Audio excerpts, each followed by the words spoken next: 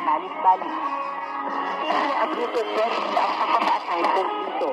Kaya wag ng mga bagay sa bagong Presidential Action Center, tulong ay abot kamay na. Itinuloy na po natin ang zero balance billing. Libre po. Ibig sabihin, ang serbisyo sa basic accommodation sa ating mga DOH na ospital, wala nang babayaran ang pasyente. Po, ang dami pong challenge, hindi po namin alam kung saan namin kukunin.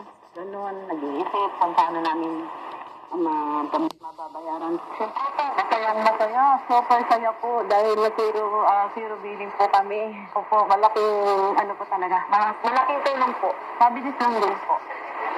Bayad na ang bill ninyo. Uulitin ko, wala nang kailangan bayaran ng pasyente basta sa DOH Hospital. Dahil